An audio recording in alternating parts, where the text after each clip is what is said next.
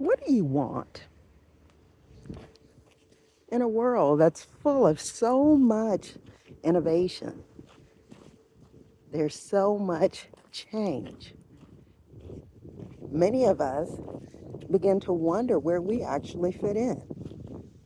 After betrayals and so many other changes that appear to exclude you, where do you go to replenish, to renew, to refresh, so that you're able to move forward?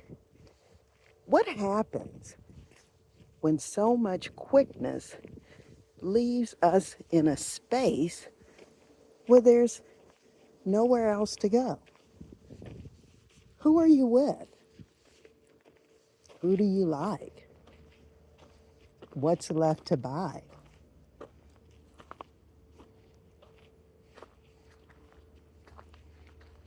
Embracing change, moving forward with everything that goes along with it, can be rather challenging. How do you get quiet? Well, today I am walking through a special garden that is devoted to those of us who need a quiet place to renew. It's a sacred garden, and it is provided by a Lutheran church. It's for anyone to use, and as you see, it gets extremely quiet the further that we begin to venture into the place. But what happens when it's not innovative enough? We just don't want it. We want something fast. It needs to be quicker. It's too slow. It's left behind. Where are we going? I know we're going to a new modern space that is based upon all of the improvements that we've managed to make. We're leaving behind the old shelves and we're embracing something new. We're changing our attire, the preference, and we're all moving forward. Sometimes it is rather challenging to leave behind everything that seems to no longer be necessary. Do we need the park that is really quiet? Do we need a place to sit and reflect? Or does it seem as if we're more comfortable in the new, modern, make-believe world that we are designing to sustain us for the next 100 years? We've made lots of improvements, and there are some things that we are leaving behind. So since we don't need this huge, silent park place to renew, how about something that is a bit more compact, like a replenishment opportunity or a replenishment experience that is much smaller in size and it's easier to support? So we move it into a sacred space, but it is something that is accommodated by all of the improvements and the changes that we have learned to embrace. I really thought that creating a container, like a portable experience of things that we definitely need. We need an opportunity to renew. We need an opportunity to refresh. And sometimes the solitude in spaces such as this is something that we'll miss. We'll still need it, but without all of the maintenance, without having to get away. But it's still awfully nice.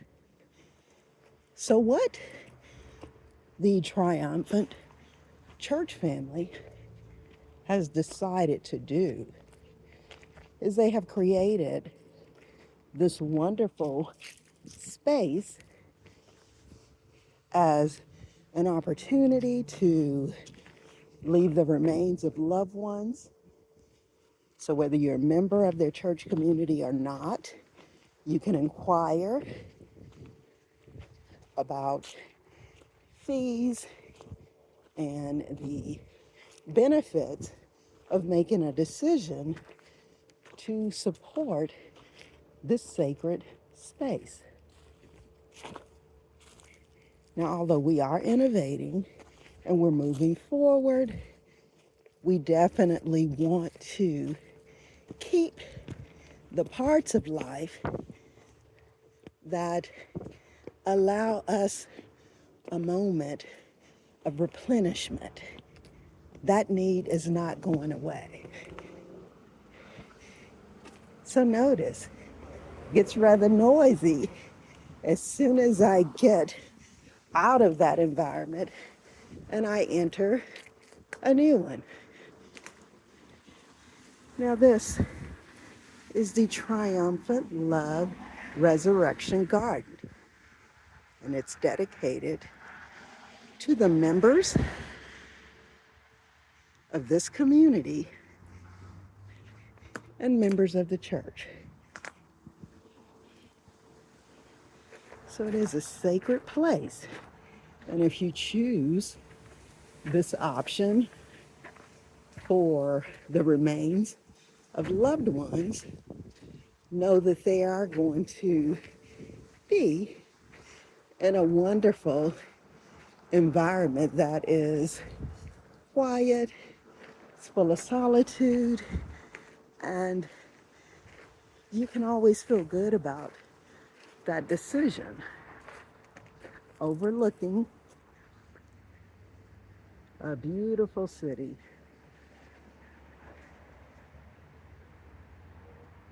Mhm.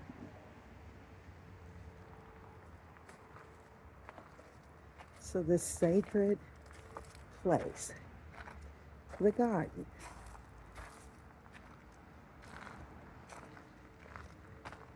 Now, of course, I think about the learning experience that we've designed, and it's a lesson in patience while connecting it to the vastness of this sacred place. We are attempting to allow everyone to tap into a level of awareness that might often be ignored. It's a great opportunity, and it's something that many of us don't need to forget about. So while innovating and embracing everything that's new, don't forget about those little aspects that need to go along with you. So you pack them and get ready to head out. But the park is great, so visit it if you can. Enjoy.